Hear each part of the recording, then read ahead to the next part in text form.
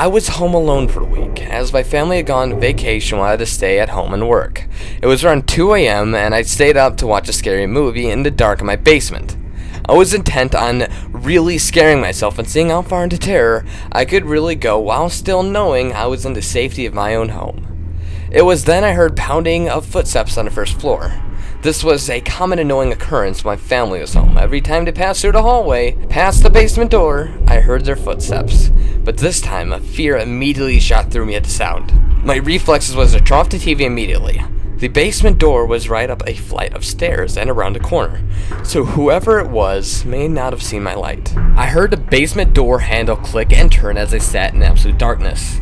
I moved slowly but absolutely quietly to remain silent, and crawled behind a large television. As I passed it, inch by inch, I noted with panic that the black screen was still dimly glowed. I heard footsteps coming down the carpeted yet creaky stairs. I froze in my hiding place, listening for many long minutes. I heard nothing. Had the intruder seen the television's afterglow, or had it faded with the time? Was it standing in the pitch dark listening to me, or for me? I seemed to lie there in total silence for an unknown amount of time. My panic began to fade, and my brain began to think more clearly. Had I really heard an intruder? Could someone possibly be standing there in silence for so long without making any noise?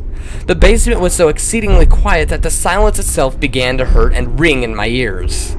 Could the unknown person really avoid a noise from shuffling and breathing or anything else? If there was an intruder, it was still in the basement because the creaky stairs were incredibly loud. The door handle would have clicked and it wouldn't know how to mask the footsteps from the first floor, so that they couldn't be heard from down here. I began counting in my head, trying to pass the time as drool fell from my mouth and onto the carpet. I don't dare risk the sound of swallowing. I reached 60 once, then twice, then 3 times, then 30 times, then 60 times, and by now, the fear had faded and I was more confused than anything. I estimated that I'd been crouched in the absolute black for about 2 hours now, and had still heard nothing. If there was an intruder, none of this made honestly any sense. Finally, I decided that I have to make a move. If I did nothing, eventually the sun would come up and shine through the small basement windows. And worse, I began to smell something horrible, like decaying. Slowly, ever so slowly, I began inching my way towards the stairs and by the way of the walls. If someone was standing in the dark, I should be able to go around them and make a break up the stairs. Meanwhile, the horrible odor grew stronger. Had something died down here last night?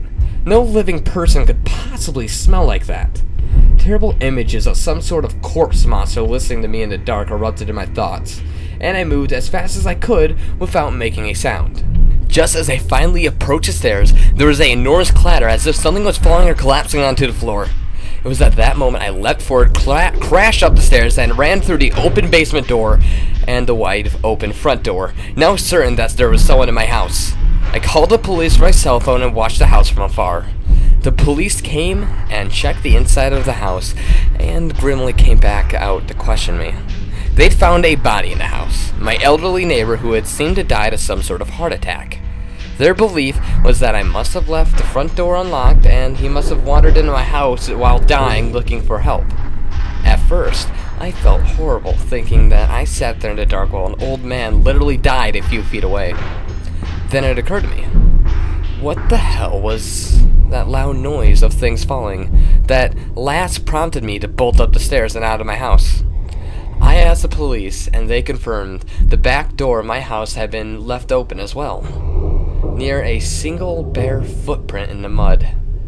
Somehow, for some reason, I'll never know, but there was someone else in the basement with us.